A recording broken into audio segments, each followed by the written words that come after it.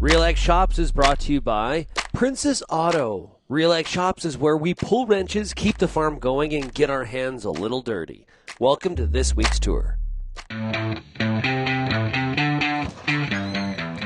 Hey, I'm Danny McNaughton and welcome to my shop. So inside here, I've been doing automotive repair for about 2 years into this shop, and I'm currently just working on finishing everything up, and I'll show you around.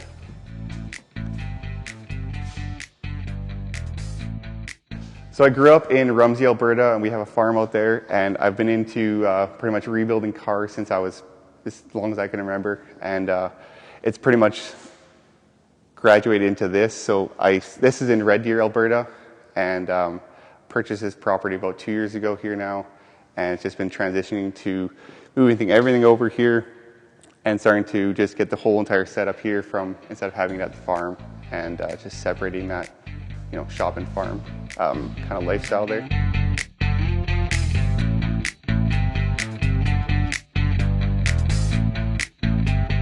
So when you first come in the shop here, we added in a bathroom. I kind of had a little bit of an issues getting this all up to code because when we first bought this property, the piping was a little bit different, so we did have to hammer up all the cement and just kind of, you know, rearrange things, and then just getting it up to code, you know, so it's wheelchair accessible. You got your handles, you know, pretty just simple little bathroom setup.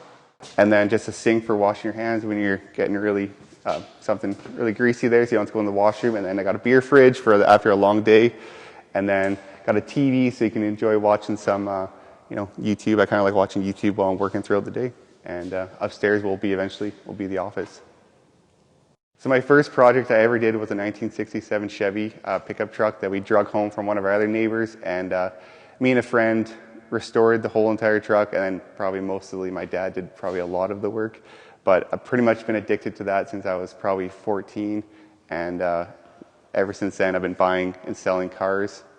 I pretty much just purchase them at auctions now, or, you know, maybe find any in the field, but mostly don't do a whole bunch of restorations anymore, mostly just newer trucks, just because restorations are, you know, a whole other can of worms once you start getting into that stuff. So I'm just trying to get into the newer stuff because that way I can pretty much just fix them up, drive them myself for a couple of months, and then I resell them to either neighbors or family or someone looking for a truck at a pretty good deal. So when we first purchased the property, it did have the overhead doors in here. It did have the radiant tube heaters. There's two of them, so they're kind of separate, which is nice for if you want to keep one side of the shop a little warmer than the other. So I purchased this property about 2 years ago with the intent of doing all my automotive work here instead of at our farm where I currently do it all. And this shop is 40 feet wide by 120 feet long, and it did have these doors already installed, but it had no tin, and all the walls were just spray foam. So me and my dad, and with a lot of help, my family put up all this tin. So it's pretty much a 16 gauge tin over top of all the spray foam. And then on this wall here, we had to build a mezzanine. So we added the bathroom in, a little utility room, and up top, which we'll get to later, I'll probably put an office up there. So these doors were already in here, and they're sunshine doors. They're 16 feet wide, and I think they're roughly about 16 feet tall. And then the walls are about 18 feet tall, and I think it's 20 feet to the peak here. So this is a steel building, so it was a bit of a challenge to put all this tin up, and then also a challenge to get past all of the codes that we needed to pass, because this is commercial, and unlike being farm, there's a lot more codes to get past it. So this shop was about a little bit too close to the house, so we actually had to frame in this wall and do drywall over that wall and then tin on top of that, just for fire rating and to get past all the codes. So for the most part, I've been buying these cars crash damage at the auctions, and I typically like to buy Chevys. I have started to branch out with like a Toyota, as you can see here. I do have this Porsche Macan, which is becoming a little bit of a headache, which some of them do.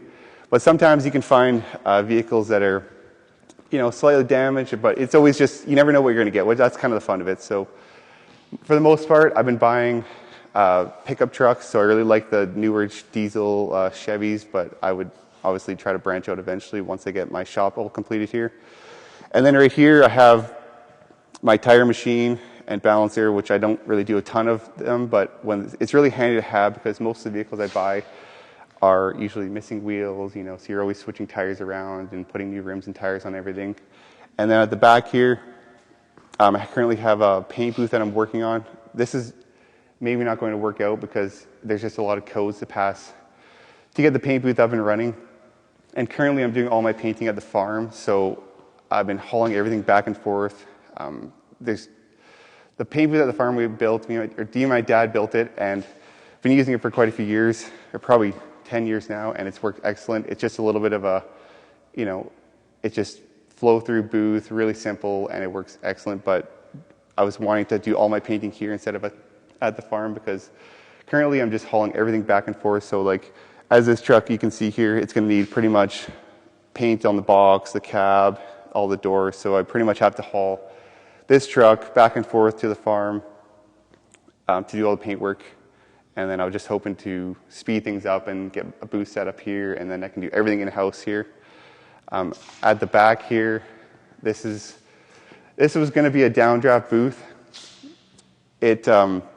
I was going the cheaper route and trying to get one right from China that I kind of designed. I've always wanted kind of a downdraft booth, but it's becoming a little bit of a headache too because I bought this a couple months ago and we've been slowly setting it up, but we've been kind of running into a few issues when it comes to code and with the heater because this one was originally a diesel heater and just might not work for what I'm going to be doing here. So, but anyways, let's go look at the hoist here and I'll show you what I kind of use for day to day. This would be for all my painting work, but the front here is when I usually bring vehicles in. So right here I have my 10,000 pound Atlas hoist, which I put in when I first moved into the shop here before we did any work, and pretty much just set it up so I can back in my flat deck hoist, pick off all the vehicles because most of them are not running and driving or they have damage or suspension damage and so on. So I set it up here so I can back my truck and trailer in, close the door, and then it makes it really easy to get the vehicles off the hoist and start doing all the repair work. So I use this to change frames, pull cabs, pretty much just everything day to day, and it's just a really handy hoist. I don't think I would put in another hoist, maybe a drive-on hoist back at the far back there, just because I have a little bit of a, you know, like shop's only 40 wide, so it's just hard to get cars in if you're wanting to go, you know, depends on which way. And then same thing with the paint booth, I'm going to have issues with, once I get that up and running, I'm going to want to be able to drive cars into it, so I just don't really have too much room to put another hoist in. But I think one hoist for now works very good, and that's probably all I would need for the future.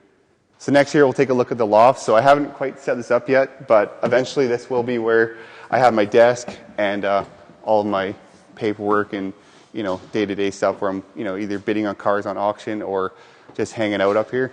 So currently it's just the cat's little den. This is the mouser that just hangs out here all day and keeps my shop mouse-free.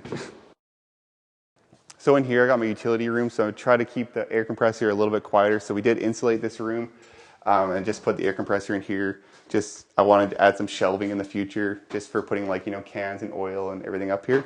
But it's pretty simple, just a little hot water heater, and that's about it. And this is where I have my toolbox. So eventually I want to add, probably hang all my tools and wrenches on the wall here. Maybe add some little chargers on the outside just so it makes it really handy for when you're using all the new power tools. And then on the back here, you can just kind of walk through and get to the rest of the shop.